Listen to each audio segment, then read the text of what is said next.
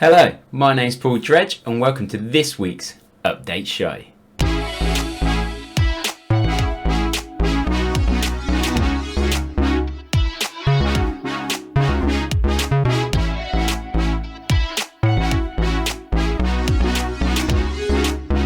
Hello and welcome to week 2 of the Microsoft 365 Update Show.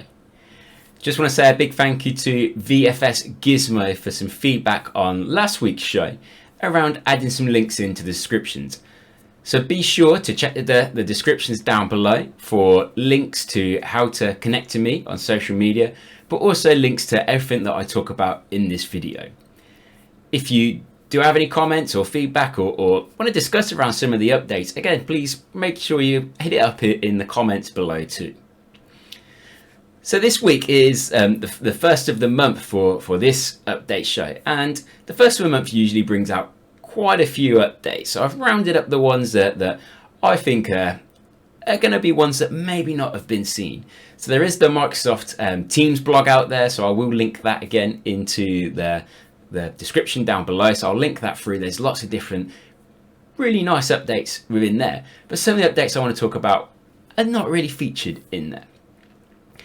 Today I'm going to be starting talking about Yammer. Yep, starting a Microsoft 365 update show with talking about Yammer. Not Teams for once. So Yammer is having a little update, and it does relate to Teams as well. So you're going to be able to customize the Yammer Communities application that you get in that left-hand nav rail within Teams. So what you're going to be able to do is you're going to be able to change the app name, you're going to be able to add a description, you're going to even be able to change the icon. So you don't even need to have the Yammer icon, it doesn't need to be called Yammer Communities, you can brand it as you please within your organization. This is going to be completed by July, so some people are already seeing this rolling out. And if you are on version 2.23, I believe it is, then you've already got this functionality. It does need an admin of Microsoft Teams though to go into that App Store area and change the icon, change the app name if you want to, change that description. You can also do a bit of branding around colors as well. But it just means you can change Yammer Communities to whatever you want to call it within your organization. Yammer is one of those unfortunate things that some people love it, some people not so much. But I think it's got a great place with how we're going to be working in a hybrid manner, and with the rebranding, renaming and so on that you can give it within your Microsoft Teams. It means people aren't going to be like, oh, it's Yammer. They're going to be like, oh, look at this. I can communicate and so on in my communities here. And they're going to really like that. Another little, I don't want to say odd, but another just a little update to mention is Outlook is going to get an app within Edge. So you're able to add an Outlook add-on to your Edge browser, and you're going to be able to click on the icon at the top and access your Outlook emails directly from Edge. This will be obviously the web version of Outlook. Not sure of how much functionality it's going to give you, but it gives you that quick access to mailbox and so on. As we're just talking about Outlook, I'm going to stick with the Outlook theme and the Outlook Online, and just mention around calendar board. So you may have heard this because it has been in like preview and early release for some people out there, is the Outlook calendar board. So this is if you use an Outlook Online. If people do use that out there, do know some people that live their life in Outlook Online. Me, I'm very old school though, and still like the Outlook application and the using of the clunkiness of the calendar, I guess, within there. But yeah, so calendar board is going to be completed and in full release in mid-July. So this means you're able to switch the view of your calendar to a board view, and then you can sort of customize this board view if how you want to display on there, whether it's other people's calendars, tasks, to-dos, and so on. You can bring those into there. SharePoint is having another little update. I like to talk about SharePoint with its updates because I think SharePoint seems to be where I'm living at the minute. But SharePoint is getting an update again this time. So last week we spoke about the templates.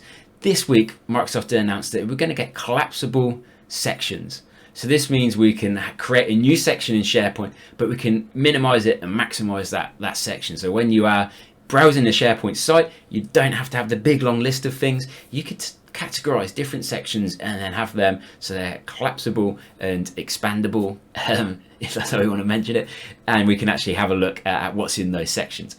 That is going to be rolling out in early July, hopefully finished by the time of mid-July. So some people are probably already seeing this already. Haven't noticed it myself, but it will be available by mid-July time.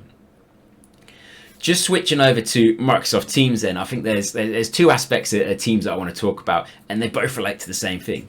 So something really excited me this week when I was in Teams and just being a little bit nosy, as I always do. Click on the more options, the three little dots. Always say to people, whenever you're in Teams, be nosy, or wherever you're in Microsoft 365 for that instance, is actually click on those three little dots and look at that extra menu of stuff you can do. When I clicked on it the other day, I noticed there was something called Create a Task. I thought, oh, I've not seen this before. This gives you the ability to click on a message, whether it's a chat message or a channel message, click on the three little dots next to the message, into your more actions, create a task, and you can directly create a task in your tasks within Microsoft Teams. And I'm saying tasks. It goes into Microsoft To Do, and we know the app has had a bit of a name change within Microsoft Teams, but it goes into To Do as one of your tasks within there. But what it does, it links back to that original message. Productivity for me using this is going to rock it, because the amount of times I get chat messages or channel messages and think, oh, I need to action something with this, and I either write it myself in To Do or I completely forget about it. And then remember when someone tags me in again and says, Paul, have you done this yet? And I'm like, oh, yeah, did mean to do it. But we're going to be able to do that. So three little dots, create a task, create that task directly from there. And as we're talking about tasks, Microsoft are finally changing the name of Planner and To Do. So they're actually giving it a rebrand, finally. So we've seen way back in Ignite, I think it was 2020, when they first talked about this, and having that Tasks app within Teams is actually going to be renamed as Tasks. So rather than Tasks by Planner and To Do, actually it's going to be shrunk down to just called Tasks. Massive, massive change for me, because the amount of times I'm in training or I'm delivering some sort of workshop and I'm like, yeah, you can add a planner board to your team. You need to add the app Tasks by Planner and To Do. And people are like, what? You're saying planner, but why is it such a long name? So it's going to be shortening that name. There is no date on this just yet though, so stay tuned for that one. I will link in some information down below, like I said, but there is no date currently for when that change is going to happen. So that's this week's week 2 quick roundup of updates. Be sure to check last week. So if you didn't see that, I'll put the link in down below. Remember to hit that subscribe button, the little ding-a-ling bell thing that will mean you get notifications when I post new videos, so you can always keep up to date on when these update videos are coming out. If you see it on social and I'm sharing it, be sure to join in the conversation. What have I missed? What did you like? Let's get the conversations going. Let's make sure everyone knows what is new within Microsoft 365 and get that clearer picture out there. So that's it for this week. Be sure to tune in again next week. But that's all from me. My name's Paul, and this has been the Microsoft 365 Update Show.